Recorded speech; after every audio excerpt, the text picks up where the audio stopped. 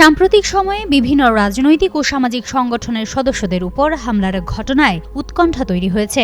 নির্বাচনের সামনে রেখে রাজধানীতে নিরাপত্তা পরিস্থিতি নিয়ে বাড়ছে উদ্বেগ। এমন প্রেক্ষাপটে ইনকিলাব মঞ্চের মুখপাত্র ও ঢাকা ৮ আসনের স্বতন্ত্র সংসদ সদস্য প্রার্থী শরীফ ওসমান হাদীর উপর গুলিবর্ষণের ঘটনা ঘটে। হামলায় তিনি গুলিবিদ্ধ হয়ে গুরুতর অবস্থায় হাসপাতালে ভর্তি হন। সেই ঘটনার রেশ কাটতে না কাটতেই উত্তরায় জুলাই রেবেলস সংগঠনের এক সদস্যের উপর হামলার ঘটনা ঘটে, যা নতুন করে আলোচনার জন্ম দিয়েছে।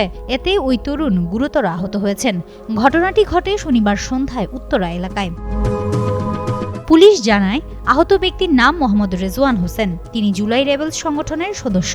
শনিবার সন্ধ্যা আনুমানিক 7:30 তিনি উত্তরা পাবলিক কলেজের পাশে সংগঠনটির অফিস কক্ষে অবস্থান করছিলেন। এ সময় 4 থেকে 5 জনের একটি দল সেখানে প্রবেশ করে তাকে মারধর করে। এক পর্যায়ে হামলাকারীদের একজন লাঠি দিয়ে তার মাথায় আঘাত করলে তিনি গুরুতর আহত হন। পরে স্থানীয়দের সহায়তায় রেজওয়ানকে উদ্ধার করে উত্তরার ইউএসবি স্পেশালাইজড হাসপাতালে ভর্তি করা হয়। সেখানে তিনি চিকিৎসাধীন রয়েছেন।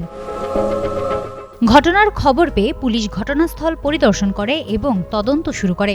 ভুক্তভোগীর দেওয়া তথ্যের ভিত্তিতে হামলাকারীদের শনাক্ত করার চেষ্টা চালানো হয়। হামলার সঙ্গে জড়িতদের গ্রেপ্তারের লক্ষ্যে পুলিশ রাজধানীর বিভিন্ন এলাকায় অভিযান পরিচালনা করে। এরই ধারাবাহিকতায় রোববার ভোর আনুমানিক 5:30 রাজধানীর দক্ষিণখান এলাকায় অভিযান চালিয়ে 2 জনকে গ্রেপ্তার করা হয়। পুলিশ জানিয়েছে, গ্রেপ্তার ব্যক্তিরা হলেন মোহাম্মদ মাসুম ও মোহাম্মদ ফাহিম খান। তারা মামলার এজাহার নামীয় আসামি। মামলার সুষ্ঠু তদন্তের পাশাপাশি এজাহারে উল্লিখিত অন্যান্য আসামিদের গ্রেপ্তারে পুলিশি অভিযান অব্যাহত আছে। হিমাতুল জান্নাত, যুগান্তর নিউজ।